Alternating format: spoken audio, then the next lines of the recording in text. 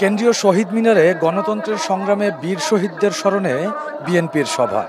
বৈরী আবহাওয়া উপেক্ষা করে শোক মিছিল নিয়ে আসতে থাকেন বিএনপির নেতাকর্মীরা। অংশ নেন জুলাই আগস্ট আন্দোলনে হতাহতের স্বজনেরা। এমনকি আন্দোলনে আহতরাও বিচার এবং ক্ষতিপূরণের দাবি নিয়ে হাজির হন স্মরণ সভায়। সভায় বিএনপির নেতাকর্মীরা ছাড়াও সংহতি জানান দেশের অন্যান্য রাজনৈতিক দলের নেতৃবৃন্দ, নাগরিক সমাজের প্রতিনিধিরা। আহ্বান জানান ফ্যাসিবাদের বিরুদ্ধে যে গণঐক্য তৈরি হয়েছে তা আরও সুসংহত করার। এই শহীদদের আর যারা আত্মত্যাগ করেছে তাদের রক্তের সাথে বেঈমানি না করি। সামনের বাংলাদেশে আমরা জানি আল্লাহকে ভয় পাই, ক্ষমতাকে দায়িত্ব হিসেবে দেখি এবং এই রক্তের যথাযথ সম্মান দিতে পারি। গণতান্ত্রিক আন্দোলনে যারা প্রাণ বিসর্জন দিয়েছেন তাদের শ্রদ্ধা ও অভিবাদন জানিয়ে বক্তব্য রাখেন বিএনপি মহাসচিব মির্জা ফখরুল ইসলাম আলমগীর।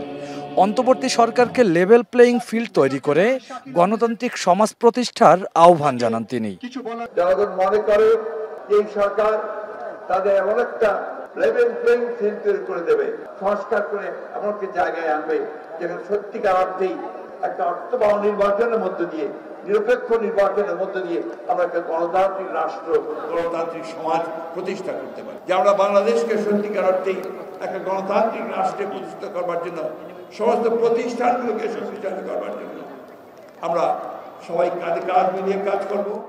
আন্দোলনে হতাহতদের রাষ্ট্রীয়ভাবে ভাতা প্রদানের দাবিও জানান রাজনৈতিক নেতৃবৃন্দ। রকিবুল রাহাত, এখন, ঢাকা।